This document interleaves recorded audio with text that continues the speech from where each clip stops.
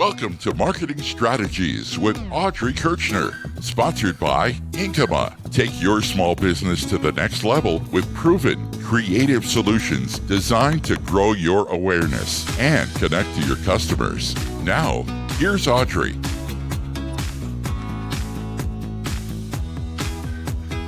This is Audrey Kirchner, co-founder and chief marketing strategist here at Inkyma. Inkyma is a full-service marketing agency, and we bring that big agency feel, process, and customer service to small businesses. We do marketing strategy, branding, website design and hosting, search engine optimization for our sites, content marketing, social media marketing, and digital advertising. To learn more about what we do, or ask us a question, or schedule a marketing evaluation, go to our website at inkyma.com. That's INKYMA.com.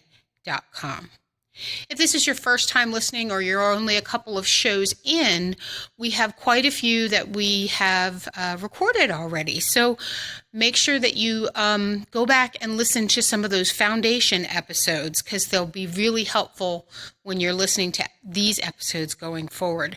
You can go to my website to listen to any and all of them. And then we're also on Podbean and Spotify. So this week's topic, I'm talking about pivoting your business. It is for the last year, depending on when you're listening to this. We're a year into the pandemic and hopefully on our way out. Pivoting businesses has been a very large topic. But what I'm going to talk about today is not only that, but if you're listening to this 2 or 3 years into the future, you don't need a pandemic to pivot your business. All of this came about is I was having a conversation with one of my clients, and he is in sales development, business to business. And he was commenting on how, like I said, a year into this and we're on our way out, many businesses haven't done anything to stay afloat or to improve their business during this time. And it really confused him. And there's many reasons why that's happening. So that's why I chose today's subject, is based off of that conversation. And so really, to make this something that's more evergreen content and not specific to just the pandemic, I want to kind of define what pivoting really is, what it was before the pandemic hit. And that's really growth and evolution of a business, which is something that we should, as business owners, always be doing and thinking about. So even without a pandemic to kind of give you a kick in the butt or to kind of get you back up to float, there's many reasons why we have to constantly be growing and evolving our business. People change. Technologies change. Social norms change. They always have, and they always will.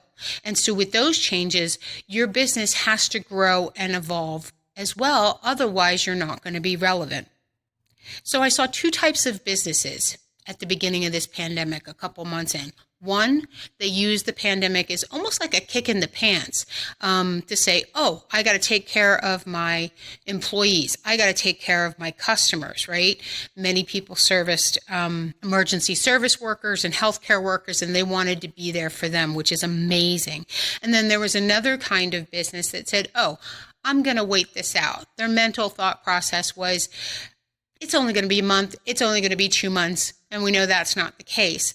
And so now everybody's going to keep moving forward. So you can't stay in that mindset, because here's the big reason why you can't stay in that mindset. We are never going to go back to the way things were before the pandemic. Just like 10 years ago, we are never going to go back to that either, because things have changed. So many of the things that were put in place by businesses to stay afloat during the pandemic because of safety are now getting shifted to conveniences that customers and clients will want in the future, and will also give you a strategic advantage over the competition. So here's an example of what happened with my company during that time frame. So we have always done video conferencing with our clients, prior to the pandemic. Many of them were resistant to it. Some of them were fearful of the technology, didn't understand it. We took a lot of time educating clients into why this was helpful and useful. And then once they got into it, they really liked it. Now, one of the first questions I get is, oh, will you meet virtually with me? Will you do a video conference with me? And of course we do. And what they like about it is that they can meet from locations anywhere, right? Not just across the country, but within their geographic region. I work with folks in construction and housing quite a bit, and they're on the road a lot. And it's wonderful that they can then, go from one job site, sit in their car, have a conversation with me, and then get on with their day. They don't have to meet me at a coffee shop, or they don't have to meet me at any type of office. And then the other thing that I've implemented, which everybody really likes, is actually recording these sessions for them. So we may be talking about training in some form or fashion, or I may be laying out the solution for their marketing strategy, and I record it, and then they can take that recording, go back and listen to it again themselves, or share it with colleagues and partners so that they can make a decision on what they want to do. And this has been really, really beneficial. So these are just some of the reasons why you want to talk and think about growth and evolution in your business, and start thinking about pivoting. If you don't like the term pivoting, growth and evolution, tried and true, has always been there. And what I want to tell you is now, right this moment is the perfect time to start. Because if you start now, your company will be better off.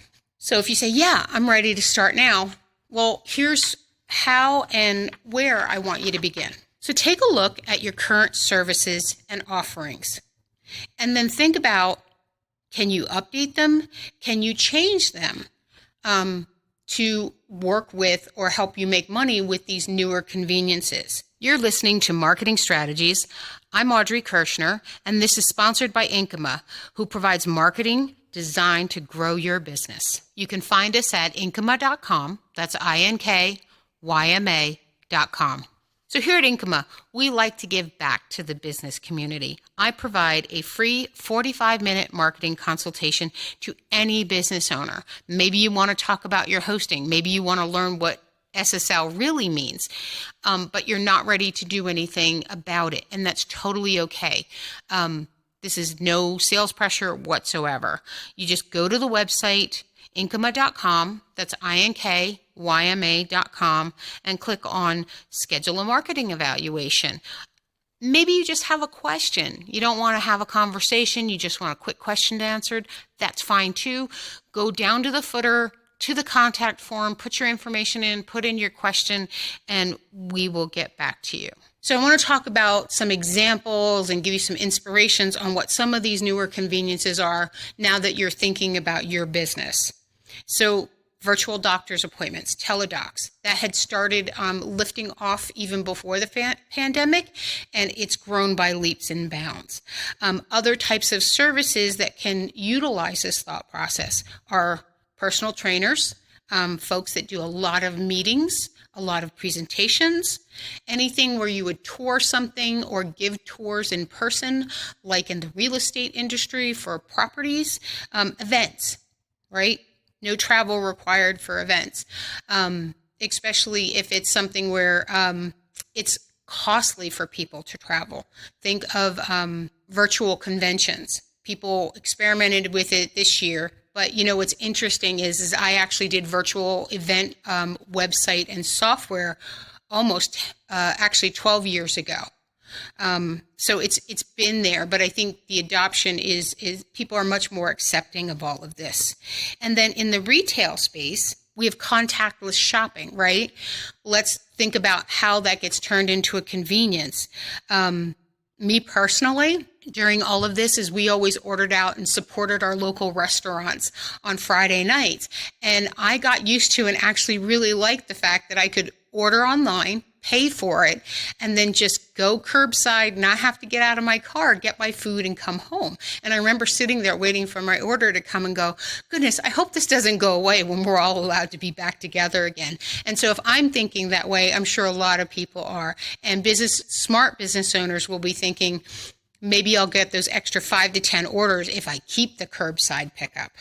So contactless shopping, think about implementing online ordering, paying online, and then allowing them to get it delivered. curbside pickup, and don't forget about curbside drop-off. During this time, veterinarians were doing this, where they were doing curbside drop-off if you had to have your dog looked at or taken care of, and it was wonderful. They would drive up, the technicians would come out, get the dog, get the preliminary information, take them inside, and then the owners would get a text message when they were ready to have the consult with the physician. And so that worked out really well. Another area to look at is in-home services. So working from home is going to stay in some form or fashion. Some will be doing it full-time, others will be doing it part-time, but it's taken leaps and bounds over this last year. And so those folks that are going to be working from home more often or full-time, their mindset is going to shift, meaning what can they do during the day and what in-home services can they get that make their lives much more convenient. So think about dog grooming, right? I've got a meeting at 10 o'clock. I've got a dog grooming appointment at 11:15, and then I have another meeting at 1 o'clock, and I never have to leave the house. I just take the dog outside, they groom him in the truck, that's at curbside, and they come back in. Hairstylists, that's another great in-home service that could really take off. And then, of course, there's the health-related industry, right? There's massage therapists, there's chiropractors, and then doctors, nurses, doing house calls, bringing that back from who knows how many years ago when doctors used to do that. And then think about your services and products, more so your products, right, from that work from home industry. I remember when all of this kicked off and many people were working from home. There were certain industries where their business just skyrocketed, and it was by accident, right? So one of them was the home gym equipment. You couldn't buy a dumbbell to save your life 3-4 months ago, right? They were back ordered, they were out of stock, and you couldn't find them. And then the other one that kind of threw me a little bit was the computer cameras. So before the pandemic, I bought a camera. It was like $30. It was great. It was high definition, all that wonderful stuff. And I love it. And so we were thinking about getting a second one so that when we were on calls with friends and family, we could all stand together because they were wide angle. That $30 product went to $150, and it was a 6-week wait time. So these are just some things that just kind of popped up. So when you're thinking of your existing product and services, really take a look at the existing landscape at the time that you're in and see if and what you can create from that. So once you've figured that out, now you have to market it. So it could be one of two things. You create a brand new product or service that is in addition to your existing ones, or you take an existing one and you remarket it to a whole new audience. You're listening to Marketing Strategies. I'm Audrey Kirschner, and this is sponsored by Inkyma, who provides marketing designed to grow your business. You can find us at Inkyma.com. That's INKYMA.com. Just because their mindset has shifted. And again, this is true at any point in time. People change, things change, and so you want to make sure that you're thinking about that. So now let's talk about marketing and those products and services. The first thing I want you to do from a marketing perspective is look at your brand holistically. You can go back and listen to the episode on branding. We take a deep dive in how to kind of look at your brand and rebrand yourself or brand yourself for the first time. Will your current brand fit this new product, service, or demographic? Or do you need to tweak things? Do you need to tweak your philosophy? Do you need to tweak your colors and your palettes? So for example, if you're brick and mortar and you're doing bright colors like reds and yellows, do you need to shift to a more calming palette or a more trusting palette because you are now entering people's homes? That's why you see a lot of in-home services, plumbers, electricians, cleaning companies. They live in that blue to green, really soft hue because they're higher trust colors. People are letting them into their homes. The other thing you want to look at, is do you need to change your logo completely? Most of the time this answer is going to be no, but you need to definitely take a look at it. Then you need to take a look at your current marketing strategy, or if you don't have one, create one. That's also an episode that we have already gone over. Lots of tips on how to do that, and see what changes that you need to make to your existing strategy to support this new service line. So one of the things you need to look at strongly during that marketing strategy phase is your audience, right? Are you going to a new audience? Are you revisiting an old audience that maybe wasn't as lucrative before, but is going to be much more lucrative now under this new service that you're creating? And do you need to change how you speak to them? Is your customer language going to change? So that's a lot of information there. Not quite sure if it's resonating. So I want to give you an example. Let's say you're a hairstylist, right? You did okay during the pandemic. You were getting some people coming in after you were able to reopen up, but you want more. And so let's say you cater to that workforce, senior directors, VPs, C-suites, that high-end type of client. But those folks, they come in evenings, weekends. What if you created a mobile service that caters to them during their workday by you going to their home and cutting their hair? So in this example, your audience is the same, but you are absolutely going to talk to them differently. Instead of talking to them about coming in and having a wonderful haircut, it's going to be, let us come to you during your workday, cut your hair at a time that is convenient for you, and give you back your weekends and your evenings. Different messaging. The other thing that you want to check too is part of that is look at the customer persona. Again, they're working adults, range, all of that good stuff, but their habits probably have changed, right? They're not spending as much money on gas. They might be buying other things. They might be more into their health. Going back to that example of the fitness equipment, everybody's got home gym now, or something similar to it. And so instead of targeting them on business sites, you may be able to start targeting them while they're watching workout videos. So you have to take a look at that piece of it too. The persona is really important. And then look at your pricing model as well and adjust accordingly. In this hairstyling incident, you probably want to charge more because you're going to be mobile, you're going to have different costs. But the other thing is you're charging for the convenience. And because they're home, they would be willing to pay for that convenience, right? And not only during the pandemic, but I've seen this before. People are willing to pay for the value of convenience. And so make sure you adjust your pricing accordingly. So once you've figured out that target market, you've reanalyzed them, figured out how you want to talk to them, now you need to update one of your biggest assets, which is your website, and make sure that the language there matches all of your services. So new ones plus old ones and the target audiences correctly. This may mean just changing some language, may mean changing some imagery, adding pages to the website. So again, in this hairstylist example, add a scheduling button so that they can schedule a time for you to come to their house, and add geographic areas that you are working in, because you don't want to go too far for something like that. So once the website's updated, now you need to look at your outbound, inbound tactics and make sure that you're have all of those in place. You can't just put it on your website and hope that they show up.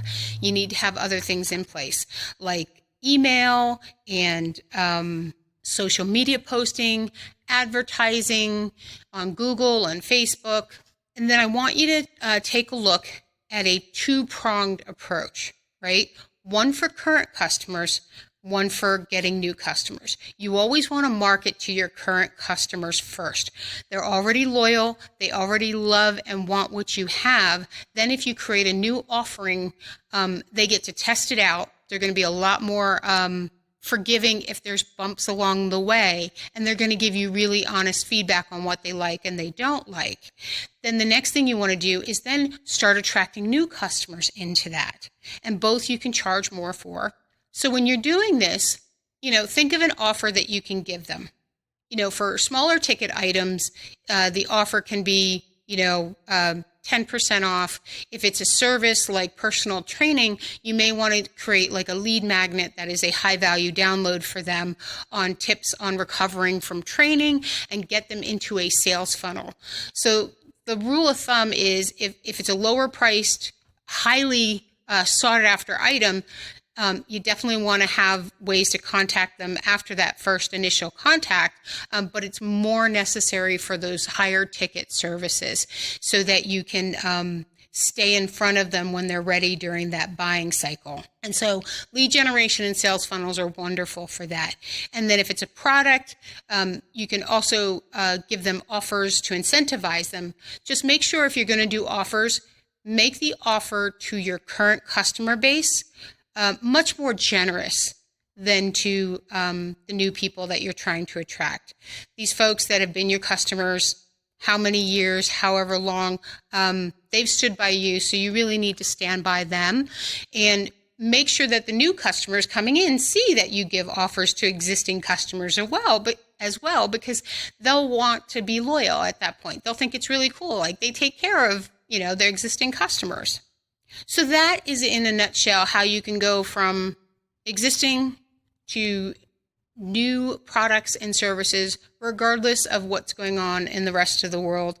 And always look at what's going on in the rest of the world and try to take advantage of changes in people and technology and demographics to help your business constantly keep growing and evolving. I do have one final thought for you on this, regardless of what you do. Maybe you're making a huge change. You're adding a whole new product line, or maybe what you're doing is taking an existing service, not making any changes to it, but marketing it to a new group of people that you have found really, really want it, and it's lucrative for you. What I want you to think about is being consistent. Make the change, put everything in place, and at the very, very least, give it 3 to 6 months. I prefer that you give it an entire year to start generating awareness. We as people, it's human nature that we categorize things into buckets and we have preconceived notions. It actually helps us think better, right? If we kind of categorize things, we can look at it and move on to something else that really needs our focus. So to change that perception of you or your business in light of this new service offering or a change in who you're giving it to, you got to give it plenty of time for people to understand the difference of what it was before and what it is now. And that's where this time of awareness comes in. Let them keep seeing the posts, seeing the emails, seeing the ads. Don't turn them off, turn them on. Don't change your language every so often. Just keep it consistent. The other thing to remember is that if it's a higher investment on the customer or client side, the longer it's going to take for them to make the shift and want to change. So now it's time for you to take some action. I want you to take a look at your existing products and services. Maybe you've had ideas on making changes already in your head for years and you just haven't pulled the trigger. Now's the time to pick one. Doesn't have to be huge, but just pick one and I want you to pull the trigger on it. Do all of the things that I discussed in this show. Figure out how you're going to roll it out. That's really the big important part, right? Is what are you going to offer current customers? What are you going to offer to entice new customers? And then be consistent with it. And then make sure you're monitoring it and seeing how it does as part of it. So maybe you're really adventurous and you're like, I'm going to create a whole new product line. I'm so excited. Or maybe you're not. Maybe you're hesitant. Either way, pick one, go forward with it. And if you're not quite sure what to do, hire a business coach. They are worth their weight in gold when you find a really, really good one. If you need recommendations, I have them. The other thing is I'm a marketing strategist. And I love talking about this stuff. I love talking about new services, existing services. How can we take them and move them in the marketplace? So if you want to talk to me about it, have a little brainstorming session, try to get some ideas. I would love to have that conversation with you. So here at Inkyma, we really like to give back to the business community, as I just said, and we offer a 45-minute free consultation to any business owner. Maybe you want to talk about moving your marketing strategy forward. Maybe you want to talk about that new service and how to implement it and get some thoughts and ideas around it. All of those things are totally okay. You don't have to be in the market for our services to have that conversation. Go to my website, inkyma.com, inkyma.com, and there is a button in the top right corner that says schedule a consultation, and you can schedule it right from there. If you only have a question or two that you want answered, scroll to the bottom. There's a contact form in the footer, and you can just put your question in there and we will be happy to answer that for you. If you have a question about today's show and topic, you can put that in the contact form as well. And I will actually answer it in an up and coming show before we get into the topic of the day. So that is it for me. I hope you found this inspiring and helpful, and we look forward to talking to you in the future. Have an amazing day. Thanks for listening to Marketing Strategies with Audrey Kirchner, sponsored by Inkyma. From strategy to execution, Inkyma can create effective marketing plans designed to grow your business with branding, website design, content marketing, and digital advertising. That's Inkyma, INKYMA.com. And be sure to listen to the companion podcast on Podbean anytime.